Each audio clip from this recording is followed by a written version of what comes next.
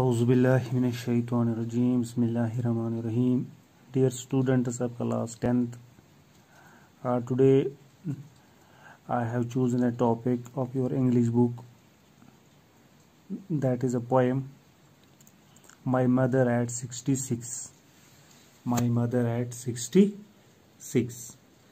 This has been written by one of the great poetess, Kamala Das. She was born in 1934 and she died in 2009.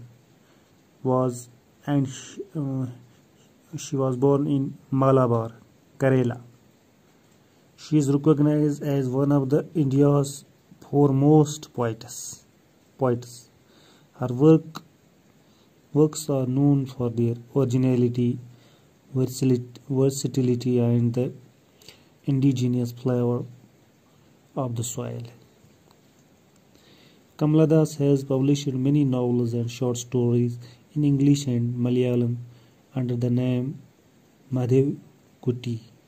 Some of her works in English include the novel Alphabet of Lost 1977, collection of short stories Padmavati, The Harlot and Other Stories 1992, in addition to 5 books of poetry. Kamala Das embraced Islam in 1999 and since then was Surya, but late she reverted again and died in 2009. She is a sensitive writer who captures the complex subtleties of human relationship in lyrical idioms. My Mother at 66 is such an example. As far as the central idea of this poem is concerned, aging is an important phase of human life. जहाँ तक इंसान की ज़िंदगी का ताल्लुक़ है, इसमें जो एज है ये एक अहम फेज़ होता है इंसान की ज़िंदगी का. A person enters his childhood. First of all जब बच्चा पैदा हो जाता है तो उसका जो बचपन होता है पहले,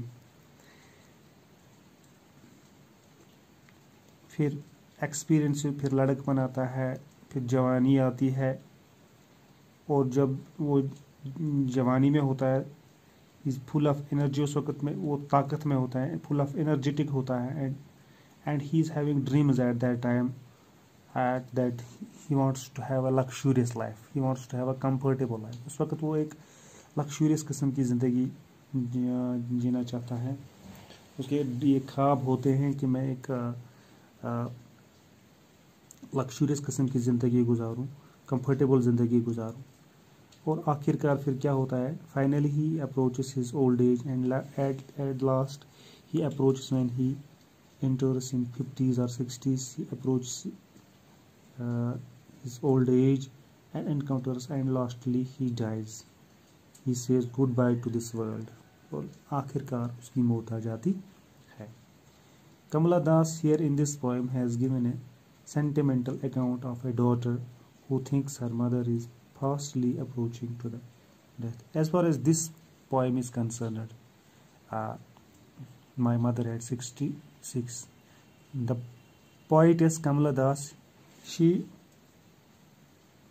has given a sentimental account of a daughter. इस पोएम में कमला दास ने एक लड़की की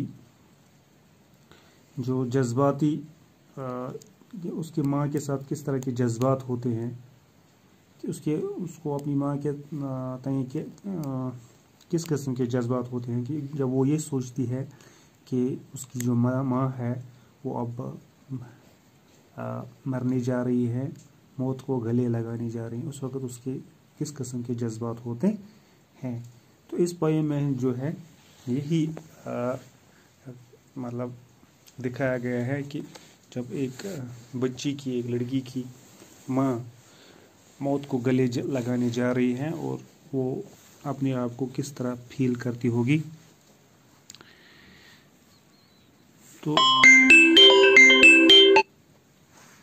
तो पोएम जो है इसकी अगर हम समरी देखेंगे,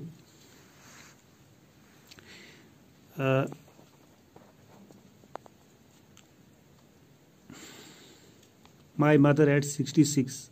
This is a poem that has been written by Kamala Das, as you know. In this poem, the poetess shows us that what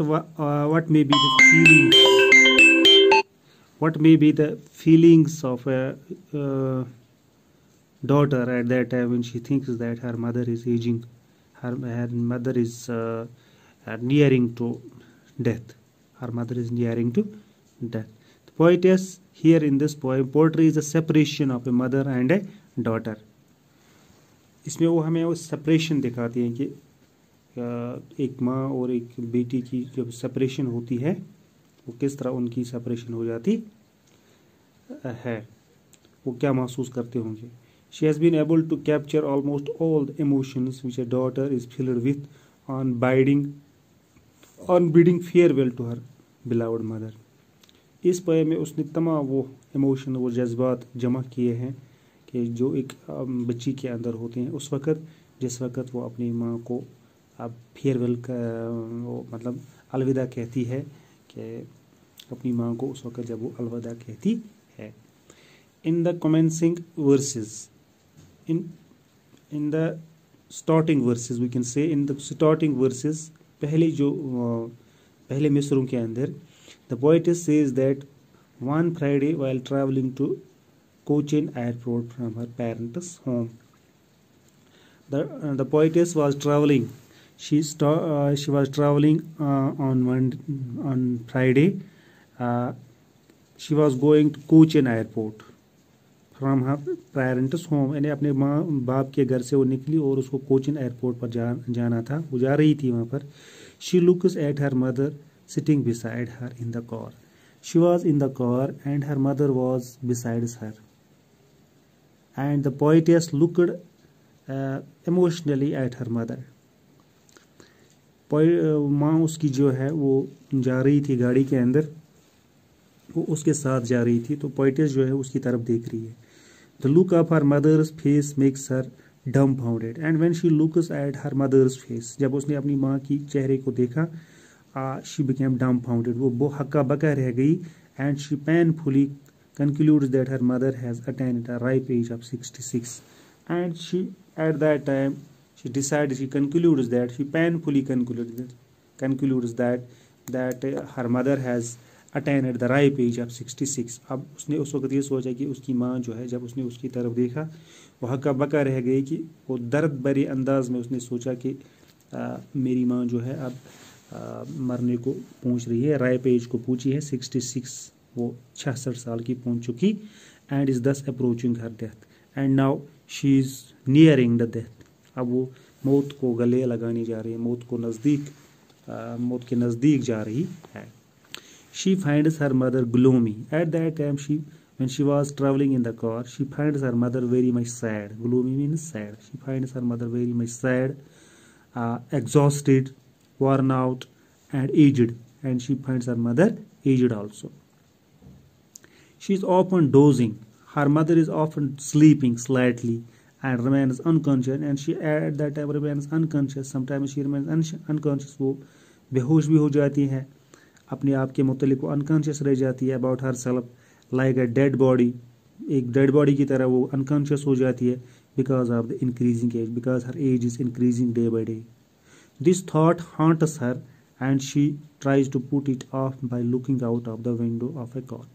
the thought that her mother is nearing the death, her mother is approaching the death, it hunts हर, इसको मतलब वो दुख पहुंचा रही है, बात इसको अंदर अंदर खाती जा रही है और वो कोशिश कर रही है कि इसको रिमूव करूं, अपने दिमाग से रिमूव करूं, put it off her by looking and she tried to look out of the window of a car. अब इस चीज़ को मतलब नज़रअंदाज करने के लिए वो कार से बाहर देखने जा रही है, वो कार से बाहर देख रही है। There she finds young blossoming trees passing by the past moving car and merry children playing gaily and energetically। तो बाहर क्या देखती है वो? ब्लूजमिंग ट्रीज को देख रही है, पेड़ पौधों को देखती है जब वो कार में, फास्ट मूविंग कार में चलती है। एंड वहाँ पर वो बच्चों को देखते हैं, खुशी खेलते होते हैं। एंड गेली मीन्स चेयरफुली, खुशी होती है, खुश होते हैं वो बच्चे और खेलते हैं, और वो एनर्जेटिकली खेलते।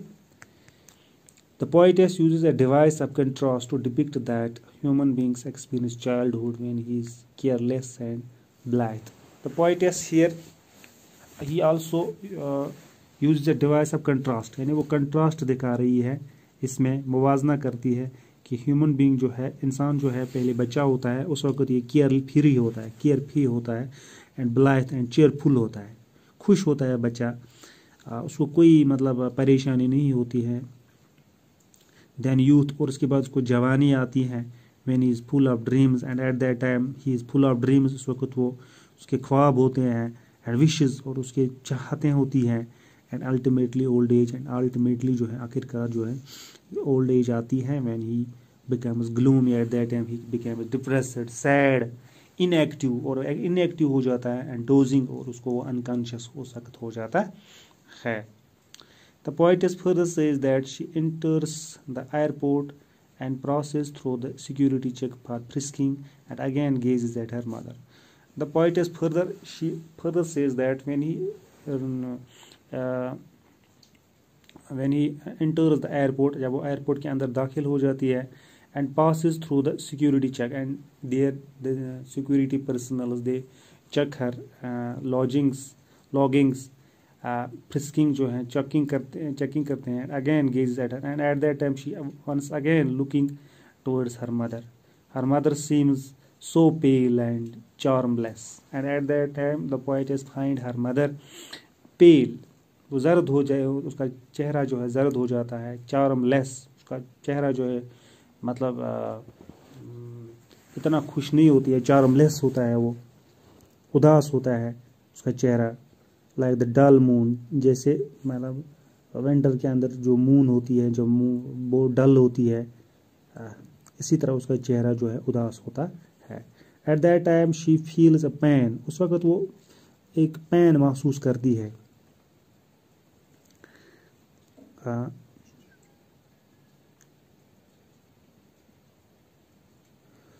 Eight that time feels which is usually felt by a child due to the fear of separation from his mother। ये तो वही पेन है कि जब एक बच्चा अपनी माँ से जुदा होता है उस वक्त तो किस तरह की पेन महसूस कर रहा है, किस तरह का दर्द महसूस करता है, तो यही पेन इस बच्चे, इस लड़की को भी हो जाती है। She seems to be bound to leave her mother in order to earn her livelihood, उसको अपनी जो रोज़गार मतलब रोज़ी रोटी कमाने के लिए उसको अपनी माँ को छोड़ना पड़ता है, और फॉर सम अदर रीजन, या किसी और वजह से वो अपनी माँ को छोड़ रही है। Ultimately she bids goodbye to her mother with a hope to see her again, और आखिरकार वो अपनी माँ को अलविदा कहती है कि ये इस उम्मीद के साथ कि वो उसको फिर दोबारा वो उसको फिर मिलेगी। She keeps on smiling continuously, और वो हंसती रहती है, स्माइल करती रहती है, क्यों?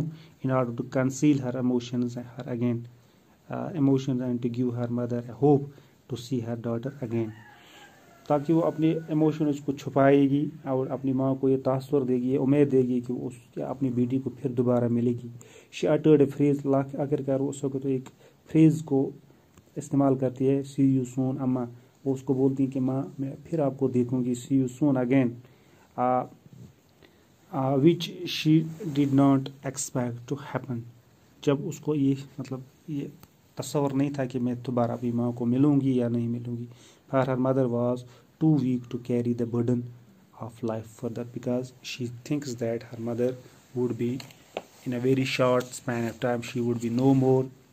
तो ये कुछ ये था इसके पोएम के बारे में, इसकी समरी और इसकी जो सेंट्रल आइडिया है, ये आप देख सकते हैं। आपने देख लिया कि जो है इस पोएम में क्या शायरा जो है कमला दास वो क्या कहना चाहती है कि खाली अपनी माँ को इसकी माँ जो है 66 को पहुंच चुकी है और ये सोचते हैं कि ये बहुत ही जल्द इसको छोड़ने जा रही है, क्योंकि सोचते हैं कि इसकी माँ बहुत जल्द मर जाएगी। तो कल इंशाल्लाह फिर देखेंगे, इसमें इसके एक्सरसाइज को देखेंगे। Thank you.